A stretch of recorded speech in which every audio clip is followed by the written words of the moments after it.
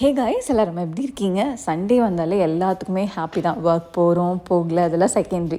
அந்த சண்டே வீட்லேயோ இல்லை வெளியோ ஃபேமிலி கூட ஸ்பெண்ட் பண்ணுறது தான் அந்த வீக்கே கம்ப்ளீட் ஆகிறதுக்கு ஒரு அர்த்தமாகவே இருக்கும்.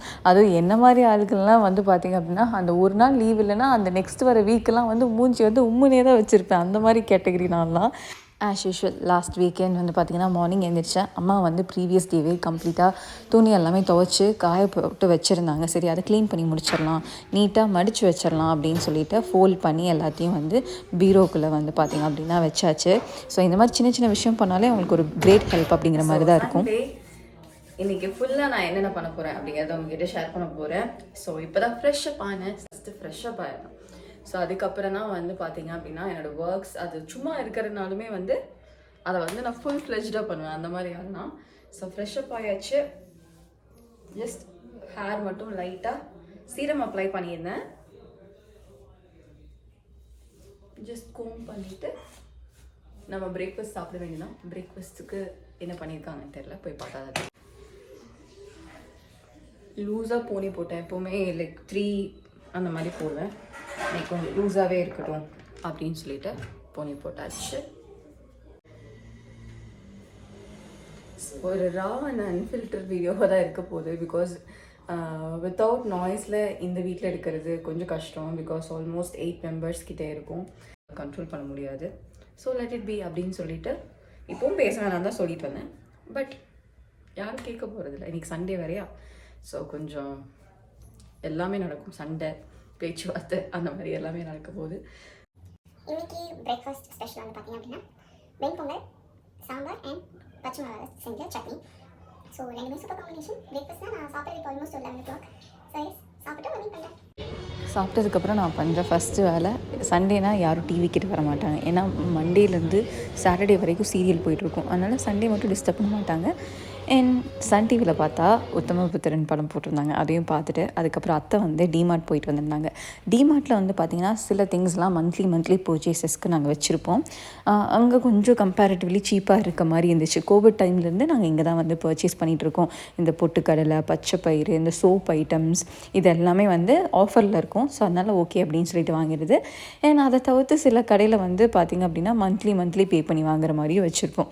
ஸோ பேலன்ஸ்டாக போகணுங்கிறதுக்காக சரி ஓகே கொடுங்க, நான் எல்லாத்தையும் கட் பண்ணி போடுறேன் அப்படின்னு சொல்லிட்டு பச்சை பயிர்லேருந்து எல்லாத்தையும் வந்து கட் பண்ணி போட்டுட்ருந்தேன். அப்படியே வந்து பார்த்திங்க அப்படின்னா எல்லாத்தையுமே நீட்டாக அந்தந்த டப்பாவில் ரீஃபில் பண்ணிவிட்டு எங்கள் பாட்டி எல்லாருமே சுற்றி உட்காந்துட்டு இருந்தாங்க. அப்படியே அவங்கக்கிட்டையும் பேசிவிட்டு ரீஃபில் பண்ணதெல்லாம் அப்போவே முடிச்சிருவாங்க போல். எல்லோரும் பொட்டுக்கடலை எனக்கு கொஞ்சம் வேணும்னு கேட்டுட்டு இருந்தாங்க.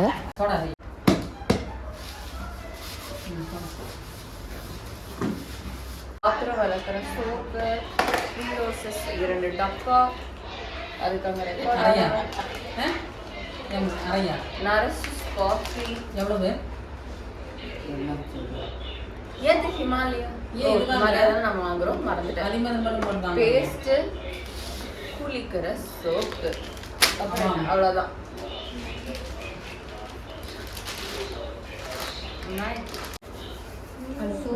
Shopping time. சாப்பிட்டு ரொம்ப நேரம் வெட்டியாக இருந்தோம். சரி காய்ச்சி விளாட்லாம் அப்படின்னு சொல்லிட்டு விளையாட ஸ்டார்ட் பண்ணியாச்சு. 62 நான் எழுதுறதுக்கு எடுத்துட்டு வரேன். நான் ஜெயிச்சிட்டேன்ல. பின்னாடி தள்ளி போட்டு நீ உட்காரு 2 வரைக்கும் இப்படி பிடிச்சிக்கோ. அப்போ எனக்கு ஈஸியாக இருக்கும்.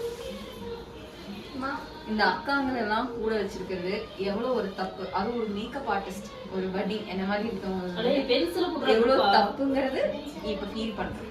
எங்கே கொடுத்துருக்கு பென்சில்?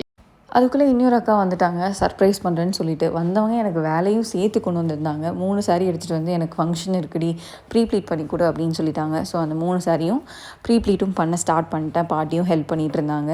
எல்லா சாரியும் வச்சு பார்த்துட்டு நல்லா இருக்கா நமக்கு அப்படின்ட்டு போஸும் பண்ணிவிட்டு நீட்டாக எல்லா சாரியுமே அயன் பண்ணி ஃபோல்ட் பண்ணி கொடுத்துட்டேன்.